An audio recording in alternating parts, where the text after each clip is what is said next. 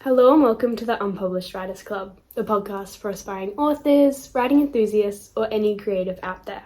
Whether you're at the start of your writing journey, in the process of being published, or just someone curious, everyone has a place here to connect, grow, and perhaps learn a thing or two. I'm your host, Zia, a recent university graduate who, over the past 6 years, has been learning, failing, and putting themselves out there for the sake of making a career out of writing. And so, while I'm still at the start of my writing journey, I thought I'd bring you all along with me to share what I've learnt, and am in the process of learning, to hopefully make your navigation of this journey just a little bit easier.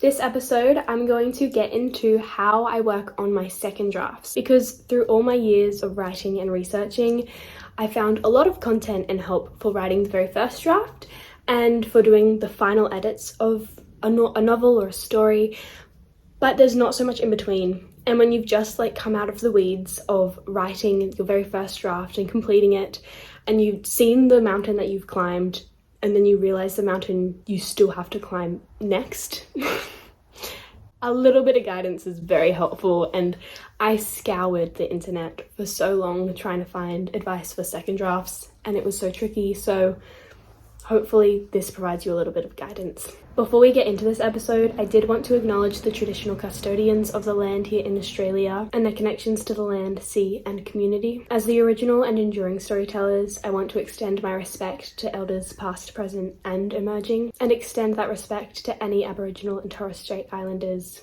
listening in today.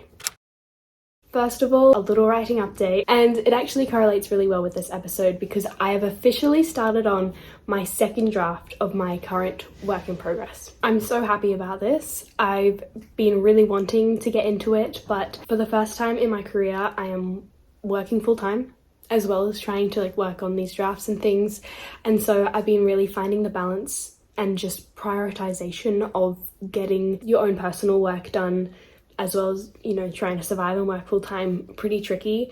But I've managed to get a couple full writing days in and really start working on my draft. I will admit though, even though it's such a high to finish the first draft, going into the second draft is really tricky because I myself am going back and forth right now between this is a great thing, this is a great premise, this is a great story, it's got a lot of potential, but at the same time it's the worst thing I've ever written. And there's a good chance that I shouldn't keep trying with it and I kind of want to give up. So if you're feeling that now or at any point in your writing journey, know that it is so common and it's so tricky to navigate, but you just got to keep pushing through because your work has value no matter what stage it's at or how good you're perceiving it to be at that point in time. And sticking with the work and doing multiple drafts beyond the first draft, that's what makes it even better. So everything has potential, we can stick with it, we've got this, but it's really hard to see that sometimes. Now, when it comes to first drafts, I've done a lot in the 6-year period that I say has been my writing journey, and that figure comes from when I first started my first completed manuscript. So 6 years ago, I did my very first manuscript. I managed to get it all the way through to as edited as I can get it, and so that's when I consider my official writing journey start date. But even before that, I had so many years and so many stories that were half drafted or had a few chapters in them that I did not complete at all. In fact, for those of us who want to get into novel writing or have completed a first draft of that, that is so exciting because only 2 to 3% of people actually finish a first draft, and that is such a low number. And then if you think about who then manages to complete drafts after the first draft and doesn't just give up or not ever work on that again, the number is even smaller. So the fact that you're here, most likely having completed a first draft of something, is so amazing. If that is a completed first draft of a manuscript, good on you, because it is something that we should be proud of no matter the work that did come out of us. And it's just such a great start. And if you can do that, you can do so much more. While that statistic is on novels, I do hope that this advice, and what I've tried to do is tailor this advice to all story forms, whether that is a long novel or a short story. I've worked on plenty of those as well, or even just smaller pieces of prose or poetry. This advice should work, and it's really only the final step that might not apply to you. So stick around and hopefully we've got something good for you. So why are drafts actually important? Well, if anyone's actually read over their first draft, you'll know that it can get a lot better than that. In the first draft world, you're usually either a plotter or a pantser. And what this means that a plotter is someone who, before they even start writing out their story, will go through and try and map the whole thing out. That's me. I love a good plan. But let me tell you, even that does not mean that your first draft is amazing in the end. On the other hand, a pantser is someone who just kind of flies by the seat of their pants. They sit down in the chair, they've got an idea, and they just start writing. And then wherever the story leads them is where the story leads them. Whatever works for you, that's amazing. There's no right or wrong, but we still need more drafts to be able to refine our work. And second drafts, and every single draft beyond them, are really, really exciting. A first draft, obviously exciting, you've got this fresh new idea, but it can be really daunting to sit down and actually get it all out. With a second draft, or those beyond it, you have so much work already done. You know the characters, you know the world, you know pretty much where the story's going to go and how it ends up. And so you get to just keep refining it and making it really amazing and learning about your world and characters more. Plus, you know the purpose and you just get to really hone that in so that when somebody reads the work at some stage in the drafting process, hopefully, they get to have something to take away from it as well. And you gave that to them. And each time you finished a draft, your work is so much stronger. And so it just makes it a lot easier every single time. So, what should you do once you finish the first draft? The first step you do is a read through, but this is after a break. If you've just come out of writing your first draft, there's a lot going on in your mind. You've read a lot of things, you've written a lot of things. And so what's really nice to do is to step away from it for a little bit, whether that's a week or potentially multiple months, and then come back to it. And this allows you to do a full read through, which is very important, but from a fresher perspective and as a reader rather than an author. So what you get to do at that point is you don't have all of the little details in your head as freshly, and so you can read only what's been put on the page. So if you've left out a piece of important backstory, you don't automatically get that and your mind doesn't fill that in for you.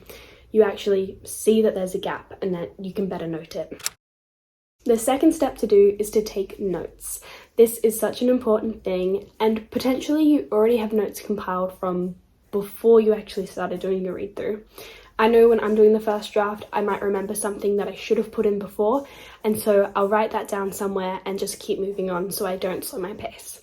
So wherever you've put your notes, which for me sometimes is literally written form, sometimes on multiple different note documents, compile them all into one place, and then as you're doing your read through, write absolutely everything down. This could be something as small as somebody's features don't match up from a couple times that you've mentioned them, to something really big like a full-on plot hole that you found, or a story arc or character arc that you've just completely forgotten to finish. I also like to categorize my notes, so you might do so by chapters, like this is all the notes from chapter 1, these are all the notes from chapter 2. Or you could do what I enjoy doing a bit more, which is categorizing them by specific story elements. So for example, I might do a general list of scenes that I either need to add in or take out, but it's just generally these are scenes. I might also have a plot expansion section, which is for just the overarching story. You kind of need it to be embedded everywhere rather than a couple specific chapters. And then I always have character sections specifically for each character. And if you're writing a story that might be part of a larger series, you can always write down notes or really important things to bring up further down the line in other books and just keep those in your back pocket. Do not be afraid of how big these notes might become. Mine are usually tens of pages long, and while that might seem intimidating, it's actually really cool in being able to give you specific direction for your following drafts. And once I'm done with that, I know exactly what needs to be done next, and hopefully I'll start realizing how to do it. The third step that I like to do after the read through is to flesh out the characters and the world. So you might step back from all of your notes that you've collated and you've got some really strong parts of the story and others not, but even if you're ready to get right back into it, I really enjoy doing a big flesh out of my characters and world. And these factors are always going to be ongoing. You're never going to be able to completely finish them up, so you might always be adding new ideas to them or fleshing them out more, even if you're in the 5th draft or something of your story.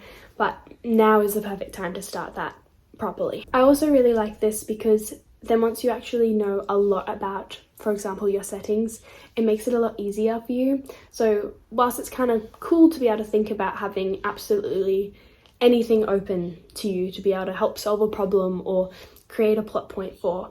If you actually know your environment and your characters, it's a lot easier to go, oh, there's this element, let me put that in, or this is the kind of thing that we would see here or see in this motivation, and utilize that. So you've got more of a foundation to build off, unlike in the first draft. I personally like to categorize specific scene settings, especially distinct ones, and really make sure that they're fleshed out and I've got a good grasp on their atmosphere and their distinct features.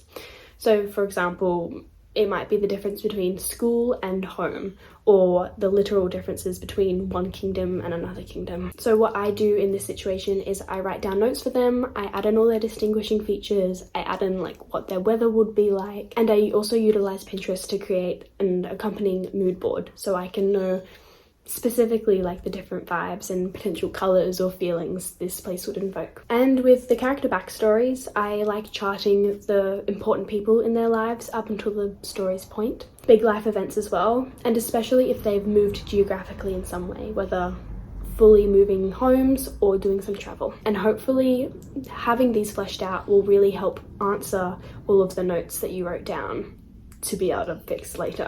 And it makes the second draft less daunting because you really know the world and the characters that you're diving back into.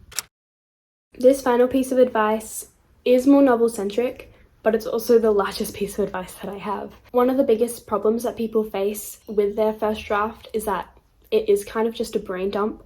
So you might have forgotten about specific character arcs, or through lines have been lost, or it's just a bit of a mess and a lot to figure out. You might also be wondering if there's a lot of big events happening at once, or if they're too spread out and there's a lot of nothing going on in between, or potentially even where do you put a plot twist? There are a lot of factors to sort out.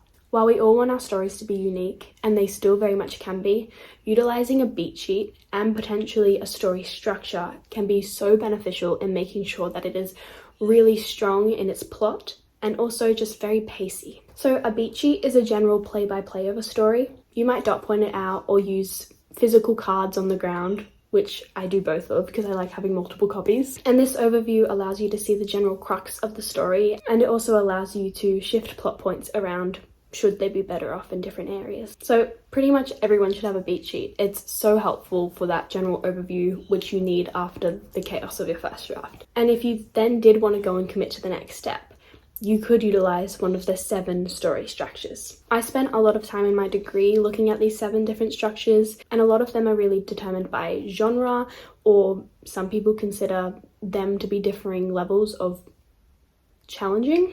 But while they're too much to go into in this episode, I will link a Readsy article that I found unpacking all of them so you can figure out which one might work best for your story. All you should know right now is that all of the most renowned stories do follow one of these structures. For example, Romeo and Juliet follows the Freytag Pyramid's 5-act dramatic structure, and Star Wars follows the hero's journey, which involves an adventure and the hero coming back very different to how they left. The story that I'm working on now actually follows 2 of the story structures, which is Save the Cat and also the 3-act structure. And I've just utilized them both because that's what works best for my story, and it's a lot easier for me to understand and follow and make sure that it's hitting the right beats when it needs to. These story structures are able to give you a general percentage idea of if you're this far through the book, this is where you should be up to. But if you really want to get nerdy with it, they can actually tell you exactly which word count or page count each beat or sequence should then be. If you already know the word count of your first draft, or the general genre that you want it to be, and the average sort of word count in that genre, I've actually found a Save the Cat novel calculator where you could put in that word count and it will specifically tell you which word to shift to the next sequence to. So if you did want to utilize it to mirror your story, you can use that, and it's a very helpful guide. For example, in my 80,000 word draft that I have, I should be having the catalyst of my story happening around 8,000 words. Obviously, this isn't a law or anything, you make it what you want and best suits your story, but it is just really nice to know that, okay, I'm this far through my story, something more should be happening now. You might have utilized these story structures or a beat sheet in your first draft, but they are especially helpful to keep using now to be able to refine your draft. Then once you know the general beats of your story and its overarching arcs and plot points and just general direction, you can spend the next few drafts utilizing those notes that we did and those different categories to flesh it all out again and make it even better. So what I like to do is I will do a full draft for each one of my different categories, or even each one of my different notes. So for example, if I've got multiple different points for my main character, I might spend one or multiple drafts just combing through the entire story, reading it from front to back and making sure that they are how I want them to be by the end of it. And then once they are done and fleshed out and amazing, I go back to a different note or a different character or who knows what, and I go and I do that all again. Start from the start, move to the end, and just make them as great as I can make them, no matter how many drafts it takes. And so when you've got tens of pages, that does take a while, but by the end of it, you know your story inside out, you feel really confident in it, and you don't know how else you can improve it without other people's feedback. And then once you've got no notes, you can start properly editing the work to make sure it's all grammatically strong and that you've got, for example, great imagery or have similes that work really well for your story and plotline. So really making it more word-based edits rather than these plot-based edits and drafts. Hopefully all that advice was enough to help get you through the next few drafts and less feeling like a chicken with its head cut off, as I have pretty much every time I've tried to write. But to summarize, the first step is to just take a step back and then read it through. The second step is to take notes. The third step is to develop out your world and your characters. And then the fourth step is to utilize a beat sheet and potentially even a story structure to really make sure that your plot is pacey and well structured. Thank you so much for listening to this episode, and best of luck writing. Remember, you've come so far and your work is only going to get stronger, especially when you're putting in all this time and effort for it. Also, quick note, I have just started an Instagram page for the Unpublished Writers Club, so if you want to check that out and maybe give it a follow, I'll be posting more day-to-day writing content on it, as well as advice, and just hopefully creating a really amazing community where we can support each other and keep motivating each other. I'll be back next episode with another episode of the Unpublished Writers Club. Until then, make sure you're checking out the links below and sending in any questions you have for future episodes. Thank you all so much, and see you next time.